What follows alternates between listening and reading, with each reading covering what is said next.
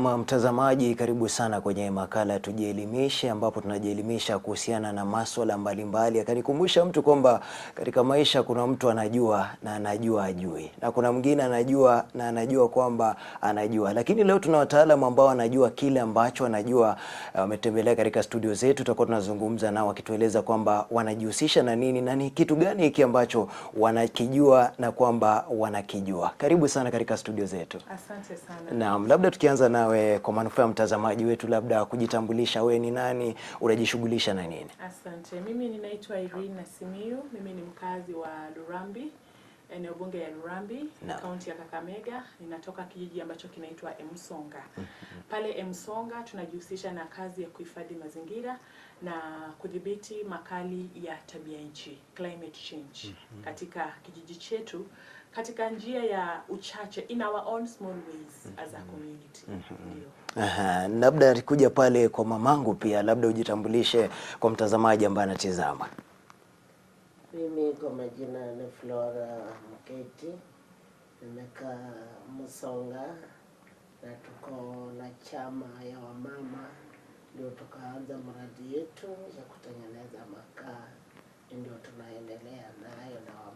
Naam, labda nikirejea kwako dada Irene Nasimiyu, umesema kwamba katika masuala ya uhifadhi wa mazingira, labda mnahifadhi mazingira kwa njia gani kwa faida ya mtazamaji? Asante, hilo ni swali nzuri kabisa. Tunahifadhi mazingira kwa kutengeneza makaa ya kisasa ambayo inaitwa charcoal briquettes. Charcoal briquettes ni makaa ambayo tunatengeneza kwa uchafu. Kitu chochote ambacho kinaoza, hicho tunatumia kutengeneza makaa haya ya charcoal briquettes. Sasa mnachukua kitu kama karatasi, kitu chochote ambacho ni chafu. Lakini kwa manufaa ya nyumbani, mama anaweza akatengeneza makaa hayo kwa mikono ama jamii, na akatumia semeti, nilikosa makaa nikakosa kupika chakula. Unaweza ukatumia na ukapikia pale nyumbani. In your own ways, nikikufundisha unaweza. Lakini kwa manufaa ya kuuza upate pesa zaidi, na kwa sababu wateja wanaangalia kitu ambacho kinakaa vizuri. Kuna zile specific products ambazo tunatumia ili kuhakikisha kwamba bidhaa yetu makaa ya kisasa, sio ile makaa ya kitambo iliyokuwa inatengenezwa na kupasua kuni, kuvunja miti. Haya ni makaa ambayo yanatengenezwa na uchafu, kitu chochote ambacho kinaoza, kwa manufaa ya kuhifadhi mazingira na pia kufanya kazi ya kina mama jikoni iwe rahisi. Labda umesema kitu chochote ambacho kinaoza, mtu anashangaa manake vitu vingi vinaoza. Utapata kwamba mtu ametupa nguo pale, imeoza. Je, labda ni vitu gani haswa nyinyi ambazo mnatumia? Asante.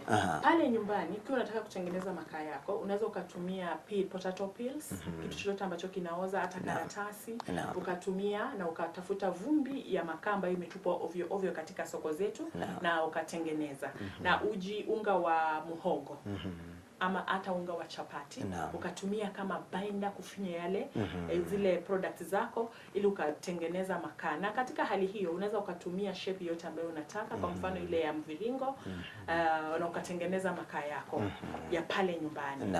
Lakini kwa manufaa ya kuuza makaa haya, maana wateja wanaangalia mambo mengi sana. Tuko na hiyo bagasse ni uchafu wa miwa ambao unatumika pale wakati unatengeneza sukari. Kuna uchafu ambao unatoka pale. Hiyo sasa ndo mnatumia. Hiyo ndio matamanio yetu kwamba wakati mmoja tutatumia. Lakini sasa hivi tunatembea sokoni. Sijui kama ushawahi tembea sokoni ukapata kuna uchafu wa makaa umetupwa, heap of charcoal dust imetupwa kila mahali. Bila shaka. Ukiangalia soko inakaa hivyo, unajua kwamba ni soko ni chafu. Lakini sisi tunasema kwamba soko lisiwe chafu. Tunachukua hiyo heap, tunaenda nayo nyumbani. Na tunatumia molasses ama unga wa uji kuweza kutengeneza makaa hayo. Unaweza ukatumia mikono kama hauna mashine, kwa sababu mara ya kwanza sisi tulikuwa tunatumia mikono kwa sababu hatukuwa na mashine. Lakini baada ya kufanya kazi hiyo kuendelea, wadhamini waliona kazi yetu, baadaye wakatuletea mashine. Na kwa nini tuseme kwamba jamii ihusishe katika kutengeneza makaa haya? Ni njia moja ya kujipatia pato katika jamii kama wamama ama kama jamii. Yaani wale ambao wanasema hawana kazi, wanaweza jiajiri kazi kwa kutengeneza briquettes. Kwa kutengeneza charcoal briquettes. Alafu pia kuna kitu umezungumzia kuhusiana na bagas na ukasema kwamba hiyo ndo tamani wenu. Labda kuna kitu gani pale kwa bagas ambayo haiko katika hii takataka nyingine ambayo mnaokota? Unajua wakati mwingine mtu anaweza akauliza, mtu ambaye anawaza kabisa anaweza akauliza, Irene, kwa nini kikundi chenu cha New Rekada kinasema kwamba kinahifadhi mazingira na mnatumia uchafu wa makaa ambao unatoka kwa miti. Mnasema kwamba watu wasikate miti ovyo ovyo. Na nyinyi mnasema kwamba tutumie briquettes. Leo hii nataka kusema kwamba wakati ambapo wanatengeneza miwa katika sugar companies, kuna uchafu ambao hutoka pale wakati wanafinya unaitwa bagasi. Hiyo bagasi ikisha kaushwa vizuri kwa chimney, inaweza tumika kutengeneza charcoal briquettes. Inakwenda kuchukua charcoal dust kuweza kutengeneza. Hii sasa ina replace ile chenga ya makaa, wanaita chenga. Kabisa. Hiyo sasa ni nzuri kabisa, makaa yake pia ni soft, ni nzuri kabisa. Kwa hivyo hapo tunasema kwamba hatutataka mtu akate miti ndio tupate hiyo charcoal dust, chenga ya makaa. Kwa hivyo hiyo bagas tukikuja nayo katika site yetu itatusaidia kabisa. Lakini tuna changamoto, uende utatuuliza baadaye kwa nini hadi wakati huu hatujakuwa na uwezo wa kuchukua bagas ije katika site yetu ili tuweze kutumia kutengeneza charcoal briquettes. Naam, unajua kwamba mtazamaji, wakati mwingi sana niliweza kulelewa na nyanyangu na alikuwa ananitambia story nyingi sana na tulikuwa tunapata fursa ya kuweza kuelewa. Najua kwamba kuna ile procedure ya kuweza kutengeza ile brigade. Labda nyanyangu uweze kutueleza baada ya kuokota zile takataka ama mtu amepata ile bagas, anaanza vipi kuweza kutengeza ile makaa yake? Asante. Hiyo makaa unaweza enda kwa barabara upate mtu amemwaga na unachota, unapata wanakata miti hapo, unachota hiyo masodas, unakuja unachanganya na unachukua sukari lita moja unamwaga kwa drum ndogo hivi, unachanganya kabisa, unaanza kuwekamo na unaanza kutengeneza. Kitambo tulikuwa tunatengeneza na mikono, tukawacha tukaanza kutengeneza na tupira tungine hivi. Tukatengeneza vizuri sana, tukakuwa na gunia kwa store gunia 12. Hiyo sasa mlikuwa mmeunda na mkono. Kabisa kupiga. Hata tulikuwa tunagawana, tunapigia hapo, tunaona kwa sawa. Hiyo wakati mlikuwa mjapata soko sasa. Sasa vile tuliitwa. Tuko na vyama viende Rostema. Tukaenda. Kaambia msichana yangu tunaenda na makabuni ya 8 kwanza. Tukaita tukutuku tukawekamo tukaenda nayo. Tuliuza. Na tukaenda mzaka nikimbia miogo. Mimi nikachukua majiko ngapi? 2. Tukaenda na vifuria na vifuniko na sahani na jiko. Tukaenda tukapiga hizo miogo na makaa ya kawaida na hii yetu. Ile tuliingia nayo waliamini hii ndio makaa. Hii yenye shosho sasa alikuwa ameenda nayo. Ameenda nayo. Nikawagawia hiyo miogo wakakula kabisa wakafurahia. Kufika saa 2 tulipatikana sisi ndio number 1 kwa vikundi 18. 18. Wakakopea 70,000. Oh my God. Kununua machaketi hii mnakuona nayo. Hii sasa mlinunua baada ya kupewa ile pesa. Sasa saa hii tuko sawa, wakakualika twende show, tukaenda. Show ndio watoto walikuwa wengi na walimu kukuja kuwafunza. Ndio mama mmoja akakuja akasema, naona watoto wamekaa hapa wengi sana. Nini mnafunza watoto? Kaambia tunafunza hivi. Kakwambia tuko na mashini ya kutengeneza hivi. Mnatengeneza na mikono yeye. Tuko na mashini. Na akachukua namba ya mwalimu Irene na akamaliza miezi 2 na akakupigia akapata tuko tu na yeye. Kasema mko wapi? Tuko kwa nyumba. Na mwalimu ndio huyo. Tukaenda akasema mashini yenye imepita cha wakali. Inakuja. Na huyo mtu amejua Chifu Msembe, ajui boma. Anajua tu jina la Chifu Msembe. Huyo mtu alikuja alishangaa. Hata tumejaa barabara tunasherekea mashini yetu na saa hii tuko sawa. Saa hii hatuwezi kungoja wazee wakufanyie nini. Sisi tuko na pesa, tunauza makaa. Hata ukikaa unasikia uko wapi? Nataka makaa kwako, kimbia mzako, fungulia uchukue makaa. Sisi tuko sawa. tuko na pesa zetu kwa mfuko. Nasema sasa hii hakuna tikifika endo mtu tunapigia sijui ni nunulie sukari, hakuna. Hatungoji hiyo. Kuja yetu jatoe yake. Sababu tumenunua. Watoto university wakakuja wa Eldoret hapa. Naam. Wakakuwa watoto 100. Tukawafunza na mashini, tukawafunza na mikono. Sisi tumefurahia Irene. Alikuwa msichana mzuri kukuja kwangu na tukaanza na yeye chama na tumeinuka. Tunaenda mbali, tunaingia mahoteli kubwa kubwa, mnapita kila mahali. Mzee wangu hajanipeleka. Unasema kupitia chama kuunda makaa umepita sehemu mingi sana. Nimeingia hoteli kubwa. Oh my God. Kumbe chama ni kitu kizuri. Sasa mimi naambia wamama mkuje, msirudi nyuma. Tuende mbele. Tunauza makaa yetu, hatuwezi kulala njaa, hatuwezi kuhangaika. Mimi nikikuwa na safari yangu najuanga pesa yangu iko kwa mfuko natoka. Hakuna ati sijui upigie nani simu nitumie shilingi 200, hakuna. Kwa nasumbua mzee, nitaenda huko kwetu. Nitateka transport. Sasa anasikia unaenda, mimi naenda nyumbani. Kuona wazazi wangu. Umetoa wapi fare? Ama hata ulizi. Sasa niliuza makaa yangu kuniambia. Mimi naenda kwa. Ninaenda. Ninafurahia hii chama kabisa. Ni chama ya maana, imeniinua. Hata nimesema saa hii kufika Januari nitanunua ng'ombe yangu kubwa kupitia kutengeneza hii makaa. Yaani mtazamaji, napenda sana kwamba Shosho amepita different places kwa kutengeneza makaa. Akasema kuna hoteli moja kubwa alikuwa hajawahi kuingia, lakini akaitwa kwenda kusupply pale. Nikirejea kwa Irene, mlianza kwa kuweza kutengeneza kwa mkono, kidogo mfadhili akakuja akawapatia ile mashine.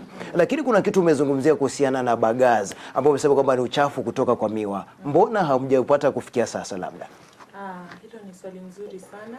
Wakati ambapo tulikuwa na expo hapa Masinde Muliro University, niliweza kutembea katika meza ya sugar companies. Nikawaambia sisi tunafanya hii kazi katika jamii na tungependa sana mtupatie bagazi. Wakatuambia bagazi ipo, wewe tafuta gari, kuja site na utuambie unaenda kumwaga wapi hiyo bagazi. Maana bagazi ni nzuri, lakini ukileta katika boma lako, ujue kwamba inatoa vitu fulani ambayo inaathiri mchanga wako pale. Ukiweka pale kwa mchanga inaharibu. So kwa hivyo walikuwa makini sana kuangalia wakati unachukua hii bagazi unaenda kuimwaga wapi. Namba 2, mtabebea nini? Kwa sababu si kitu kidogo, ni kitu kingi, mnaibeba kwa wingi. Wakatuliza hilo swali. So tukawa tumedua kidogo hapo, manake hatuna gari la kubeba kutoka site huko kwa sugar companies na pia mahali pa kumwaga. Kama tulivyokuambia kwamba tunafanyia kazi kwa boma la mama. Na si ati ni boma kubwa sana. Kwa hivyo tunahitaji wale washikadau ambao wanalivalia njuga swala la mazingira na pia tabia nchi kuja kutusaidia katika kupata uwanja mkubwa wa kuweza kufanyia kazi ili kwamba tuweze kupata support ya kuweza kubeba bagazi kutoka sugar companies na pia mahali pa kufanyia kazi. Kwa hivyo ikiwa watasikiza kipindi hiki ambao wana washikadau tofauti wanaweza kututafuta katika site yetu tuweze kusemezana na wao ili tufanye kazi kwa pamoja. Kumbuka hii si kazi yetu kama kina mama. Climate change is not a one man's show. Exactly. It is all of us. It is a collective responsibility. Ni mimi, ni wewe. Na hata tuko radhi pia kufundisha wengine wengi. Kama kuna mtu anataka kujifunza, ili tuweze kuhifadhi mazingira. Ule mama pale akipata pesa, yule mama pale, ile jamii nyingine pia ikiweza kuhifadhi mazingira, inakuwa kwamba tuko sawa kiafya, kila mmoja yuko sawa kiafya. Wakati ambapo tunatengeneza makaa haya, akina mama kitambo walikuwa wanakohoa sana kwa sababu ya kutumia kuni kwa muda mrefu. Kwa sababu lakini makaa haya sasa akina mama sasa hivi kukohoa kumepungua kwa sababu hawatumii kuni kwa wingi. Akina mama hawa pia huu mradi wa makaa wengi walikuwa tu wameshinda nyumbani hawatembei. Mama amesema siku hizi anatembea. Namba 2, yule mfadhili wetu GIZ waliotupatia machine wakatuambia kwamba we need to do market activation. Na kwambia kakaangu tulitembea katika masoko tukifanya market activation hata pale Joyland kule Shibuli kule hakuna sehemu hamjapita. tukitembea hata siku za soko hapa Kakamega, tukicheza, can you imagine hawa ni kina mama wenye umri na pia wakati pia shosho alikuwa kwenye msafara. Tunapika chakula, tunapika chapati, mchele, watu wanakuja wanaangalia makaa yanavyopika, tukiwapatia wakikula. Na pia pale kuna muziki, kwa hivyo unajua kuleta hadhira karibu. Bila shaka muziki. Muziki kidogo tu dance. So akina mama hawa walipata nafasi ya kunengua wakapata nafasi pia kuwasiliana. Most of them could not talk. So unajua tu akina mama wa jamii sasa, bila shaka, unless ni mama wa kanisa, wengine wakasema madam mimi sijui kuongea. Lakini kupitia market activation mimi singeongea peke yangu. Ilibidi akina Flora wajitokeze, akina mama Nekesa wajitokeze, waongee, waambie wateja kwamba tuko hapa, tunauza makaa ya kisasa. Na pia wakati DJ anaweka muziki, akina mama walikuwa wanakatika. Hata soko mzima likatika. Unasema soko mzima ni kukatika. Jamani, labda kuna pia kundi ambalo mmeweza kulitaja vile vile katika masuala ya kuweza kuhifadhi mazingira. Labda tukielekea pale kumaliza, mlifikiria nini ndio mkaweza kukaa hapo na hiki kikundi cha kina mama? Na vile vile najua kwamba kuna watu wengi wako pale ndani. Labda mlifikiria nini? Hilo ni swali nzuri. Mimi mwenyewe kama mwanzilishi wa kikundi hiki niliapply mahali nikapata training, tukafundishwa mambo ya advocacy, communication skills, mambo ya climate change. Wakatufunza. Unajua tunapoenda katika mikutano katika hoteli tunafunzwa. Wanawaambia sasa tunawapatia mpira nyinyi mwende mkafanye kazi katika jamii. Hivyo ndio tulivyoanzisha kikundi hiki. Waliposema tumemaliza training sasa nendeni, mimi nikaenda katika jamii yetu na tukaanzisha kikundi hiki. Na tumepiga hatua. Akina mama wanajivunia. Akina mama wametembea. Mimi mwenyewe kama nilivyokuambia kupitia kikundi hiki nimetembea hadi na jijini Nairobi. Hata nimepanda ndege kwa sababu wakasema Irene kuja katika mkutano. Jamani, ninafurahia. So what am I trying to say kakangu? Whatever you are doing in the community, just do it. And then wacha kumbuka mimi ni mwanahabari. Bila shaka. Mimi ni mwanahabari ambaye ninataka kufanya kazi yangu na si ati ni highlight to the public. I want to be part of that. Solutions journalism. Manake nimekuwa nakufuatilia hata kwenye mtandao wako. Naona mara mingi sana hauposti vitu ambavyo wanahabari wengi wamezoea kuvipost. Naona kwamba masuala ya kilimo umeyapea sana kipaumbele. Na niseme kwamba kongole kwa hilo. Asante. Solutions journalism. Wakati ambapo ninaenda kuripoti kwamba wakina mama wanahifadhi mazingira, mimi pia najiuliza na mimi nimefanya nini? Nimewalink kwa the right people. What have I participated? Yes, nimeambia the public kwamba kina mama katika kikundi hiki wanafanya 1 2 3. Wewe mwenyewe umefanya nini? Nimewasaidia. Kama juzi tumefanya hili swala la wakati ambapo una report kuhusu hata magonjwa kwamba kuna mtu fulani anagonjeka. What are you doing as a person? What are you linking? Umeenda katika jamii ukapata hiyo jamii hawana chakula. Wewe kama mwanahabari unafanya nini? Na ndio maana utasikia kwamba wanahabari wanalia kwamba hatulipwi vizuri. Bila shaka. Wakati ambapo unasema hatulipwi vizuri. Do we have any other avenues yenye unaweza ukafanya kitu kando? Because we are not in studio 24 hours. We are not in studio 24 hours. Ni nini tunafanya ili kuhakikisha kwamba wanahabari yafaa waringe, wanahabari wafaa kuwe smart, bila shaka, wanahabari yafaa kuwe na pesa. So ni kujipanga. Si tunatembea mwanahabari umepiga vumbi. Unajua siku hizo wanasema hatuna wanahabari, tuna washangazaji. Kwa hivyo sitasema mengi katika kamera. Ni mtu kujipanga. Na wakati unajipanga ukienda kwa community kufanya hiyo story, hautapigia mtu simu atijalipwa pesa ili uweze kupatia jamii hiyo sukari. Lakini watusemi kwamba uwapatie. Kuna vile una report alafu pia you become part of the solutions. That is why today my brother ninasema kwamba ile journalism yenye mimi nataka kupractice inaitwa solutions journalism. Solution journalism. Yes. Yaani mtazamaji, ndio masuala ambayo tunaweza kuyaangazia pale.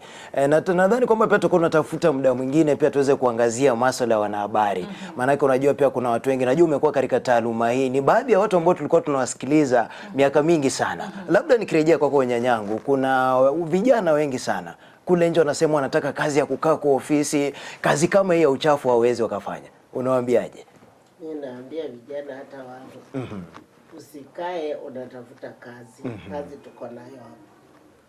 Kuja tukikuwekea hivi na wewe unatengeneza na pagua hivi na sisi tunakaa kwa mashini, unamwaga ndani na mimi napokea makaa nikiweka kwa grade tukaenda kuuza. Utapata hapo pesa yako, utafanyia kazi yako. Tumeambia wasichana, tumeambia vijana. Wengine wameanza kukuja. Wakikuja wanasema hatujui manze, tunataka mjifunze. Wanasema hatujui manze. Manze hatujui. Wewe mama hapo uone vile tutafanya, ndio utafanya. Sasa hata wengine wameanza kupokea makaa kwa mikono, wakiweka kwa grade tukienda kuanika.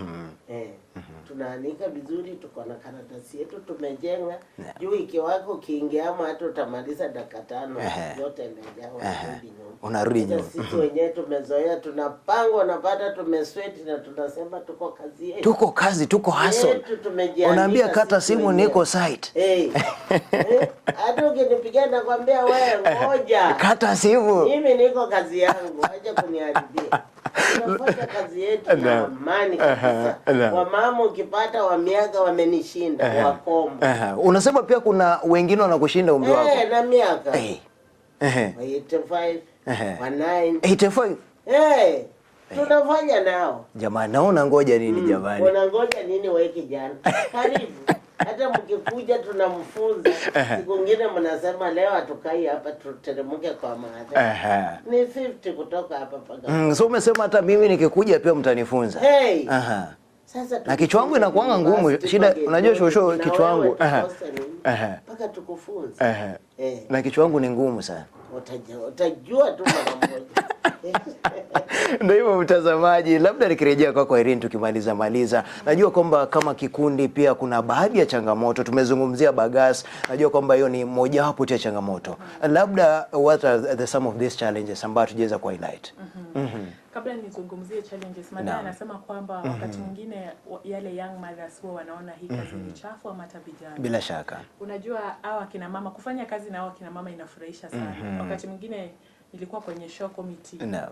Wakati tunafanya kazi na wao kwa village, tunavalia, tunakuwa wachafu weusi makaa nini. Lakini tukiamua kung'ara, siku nyingine nilijipodoa baadaye alini confuse, huyu ni mwalimu. Amezoea wakati ambapo umejipaka makaa. Amezoea. So kuna wakati wa kazi na kuna wakati wenye tunaenda kwa officials. Tunakuwa tofauti. So we understand seasons and times. Challenges zipo kakaangu, challenges hazikosi. Masaa haya ya briquettes yanahitaji jua kukauka. Kakamega unavyojua mvua inanyesha kila wakati. Bila shaka. Wakati mwingine makaa yetu inachukua muda mrefu kukauka. Lakini leo hii tulipata njia mbadala ya kuweza kuanika makaa yetu hata mvua ikinyesha kwa wingi. Tuko na store mahali ambapo tunaendelea kutengeneza makaa hayo, yakikauka pale yanakaukia pale. Japo yanachukua muda mrefu. Kwa hivyo changamoto kuu ni hali ya anga. Mvua ikiwa nyingi, makaa inachukua muda mrefu kukauka. Number 2, hii ni product mpya ambayo ilikuja katika market. Wengi hawako wanafahamu, hasa wanajamii. Kwa hivyo ilichukua muda mrefu kuwaeleza kwamba this is a new product yenye inaweza ikafanya kazi badala ya kukata miti ovyo. Lakini walikuja wakaikubali. Labda ilichukua muda gani watu sasa kuja kuwakubali? Ilichukua karibu takriban 5 months, especially within the communities. But people outside the communities wanajua. They knew about the charcoal briquettes. Na wengi walitaka kutry. They just knew about it but hawajawahi tumia. Tulipata wateja kutoka Bungoma, tumetuma makaa Nairobi, tumetuma makaa yetu ya briquettes Mombasani. Tukienda katika mikutano, we first identify ourselves by what we do. Yaani hata bidhaa imesafiri kushinda baadhi yetu. Oh my god. So challenges zipo, lakini sisi wenyewe tumejua kila kitu. Kwani nini haikosi challenge nyingine? Kila kitu iko na challenge. So sisi tunaendelea kuchapa kazi. And we know kwamba hii kazi itaendelea. Tushawahi pata, hii ni kazi ambayo imebarikiwa. Hii ni kazi ambayo ilianza na kismat nzuri. Tunaanza tu hivi mwaka wa kwanza, tunapata zawadi. Tunaanza mwaka wa kwanza, tunaenda katika mikutano. Tunaanza mwaka wa kwanza, tumetambuliwa hata outside the country. Wakati ambapo wale akina jamaa wa Lake Region Bulletin walitutembelea wakafanya story yetu na tumejulikana. Ukienda tu pale Google andika tell us a group that does charcoal briquettes in Kakamega County. It will bring us new women record. And it will give you the people who have highlighted our stories hata kwa Citizen Planet. Kwa hivyo mimi ninaimiza jamii kwa ujumla. Hii kazi ya kuhifadhi mazingira na mambo ya tabia nchi si yetu pekee yetu. Ni kazi ya kila mmoja. Tuungane pamoja tuweze kufanya kazi hii, tuweze kuhifadhi mazingira, tuweze kudhibiti makali ya tabia nchi. That is adaptation and mitigation measures towards climate change. Kwa hivyo ikiwa unaweza, ndio maana unaona makampuni tofauti yamejitokeza, yanakuja na mbegu mbadala ya kustahimili mvua nyingi, kustahimili mvua chache. Na sisi pia tunasema tunataka tupunguza ya makali yasikuwe mengi zaidi. Ndio maana unaona tunatengeneza makaa ya kisasa ili watu wasikate miti ovyo ovyo. Ndio. Nasema hakuna kukata miti, ni kupanda miti. Sasa Shosho, tukirudi kumaliza, labda tukimaliza, iwapo kuna kitu ungependa kuongeza haujasema, kama pia kuna mtu nataka kusalimia, pia ndo muda sasa. Asante. Mimi hii chama yetu ninafurahia nayo kwa sababu imekulinda sana. Mimi niliamkanga tu asubuhi nikikunywa chai narudi kaa kwa miti pale. Tena naitana April, niletee hiyo thermos.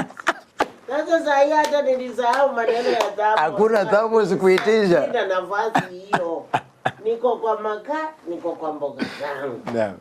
Kuangalia mboga zangu ziko sawa. Hawa mdudu inaingilia na frisha. Sasa tuko na shughuli juu ya hiyo kikundi. Wamama tumefurahia, tumesema nani alikuletea msichana Irene na akakufunza hii maneno. Hata namuulizanga, hata mwalimu mwingine master alikuja akaniuliza, wewe nakuuliza ulijulia wapi hiyo maneno? Mlitoana wapi na huyu mwenye alikufunza? Hapa ndio tulijifunzia. Sasa wewe ukitaka kuja kujifunza, kuja tu hapa utajifunzia. Na amependa makaa yetu, anasema anatumia kwa vifaranga yake. Akiweka kwa vitu, akiweka kwa majiko, akiweka kwa vifaranga. Anaamka asubuhi anapata bado moto hii. Haishi haraka tena. Haishi haraka. Mimi nikiweka tu niweke kidendo ndo mahindi niweke, ni ufunike. Asubuhi mimi nakaranga maharagwe na kikuli. Siamuki niende niongeze makaa pana. Ukiweka tu mara moja unafunja tu hivi ukiweka kwa jiko. Unafunika chakula yako. Ndio. Tunafurahia sana. Tunasema asante. Mungu anasema angalia mbele, usiangalie nyuma. Tumejifunia hiyo chama yetu kupitia kwa msichana yetu Irene Kasimega. Yeye ndiye alifanya tukajua hii chama. Na tunaenda mbali. Na tutainuka. Hata ploti mimi naona tutapata. Asante. Labda tukirejea kwako dada Irene, tukimaliza labda kuna kitu cha ziada ambacho hatujaweza kuzungumzia. Asante. Ningependa kusisitiza. Kwa nini utumie makaa ya charcoal briquettes? Kama ulivyosikia kwamba makaa ya charcoal briquettes kando na kupikia pale nyumbani, unaweza ukatumia kuwekea vifaranga wako joto badala ya kutumia stima. Kwa hivyo inakupunguzia pesa.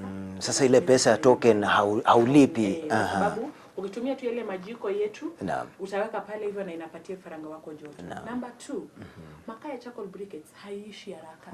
Kwa hivyo wewe ni mtu kama umefanya mambo ya fedha, una save some money. Familia ya kawaida, makaa hii ya kawaida kwa inaisha na mwezi mmoja. Lakini ukinunua makaa yetu gunia moja inaweza kupeleka 2 months to 3 months. So utakuwa umesave some money. Number 3, wakati unatumia makaa haya ya charcoal briquettes, unakuwa ambassador wa climate change. Kwa hivyo ni makaa mazuri, ni makaa ya kisasa. Njoo tufanye kazi kwa pamoja. Njoo tukufundishe, to promote pia, manake kina mama wanafanya hii kazi ili waweze kupata pesa, na pia wanasema kwamba we are joining the world into fighting this menace ya climate change. Kwa hivyo njooni tufanye kazi pamoja, and this is kazi yetu sisi wote. It is a collective responsibility. Tujiunge sisi wote tukue kama maika tatu. Mimi nifanye yangu, wewe ufanye yako, yule mwingine afanye yake, ili tuweze kuhifadhi mazingira. Wakati ambapo mazingira yanahifadhiwa, sisi sote tunakuwa sawa. Hakutakuwa na magonjwa kama ya kukohoa, bila shaka, magonjwa ya moyo. Number 2, wakati ambapo tunahifadhi mazingira, tunapata kwamba kuna activities zingine zinajitokeza, diversification of activities. Kama sisi ule uchafu ambao unatokana na kutengeneza makaa, tunatumia kutengeneza kitchen garden. Kwa hivyo akina mama wako na mboga za kienyeji. Unaenda mahali unapata kwamba hakuna mboga za kienyeji. Ukikuja katika site yetu akina mama wamejifunza. Sasa hata amnunui mboga. Kwa hivyo wakati ambapo tunafanya kazi wote pamoja, tunaweka akili zetu pamoja, akili zetu zinapunguka. Kama mama alikuwa na stress, ukikuja pale katika chama tunacheka kidogo, tunafurahia, unarudi nyumbani ukiwa umefurahia. Ndio. Yaani hapo katika swala la kucheka, maanake hata mimi nimecheka. Natamani kwamba ningekuwa napatana na Shosho daily. Tunacheka, tunafurahi, lakini nashukuru sana katika ujio wenu kuweza kutembelea studio zetu. Nadhani kwamba katika makala labda ifuatayo, iwapo tutatembea pale Shosho, atuonyeshe sasa hivi ndo wanafinya, hivi ndo wanafanya, hivi ndo wanafanya. Mtazamaji. Wasema tutakupata. Utanipata. Hapo ndio ofisi yake. Mtazamaji, ndio hivyo. Nadhani kwamba kwenye makala ifuatayo basi tutaweza kuangazia moja kwa moja jinsi ya kuweza kutengeza brigades. Lakini kwa leo pia natumai kwamba umeweza kuelimika katika masuala mengi. Shosho amesema move places kutokana na utengezaji wa brigades. Sasa hivi hauhitaji kwamba mama sijui unapigia mzee nataka fare, sijui nataka sukari. Masuala kama hayo hakuna. Vijana ambao hawana kazi, this is an opportunity by the way. This is an opportunity for you ambao unatizama pale. Na kwa leo nasema kwamba sina sinani. Hata ukija kuniuliza, mwisho wa siku siungami, na unasema undugu sio kufanana, lakini mwisho wa siku undugu ni kufana. Tunakutakia jamani kuwa na siku njema. Kwaheri ya kuonana.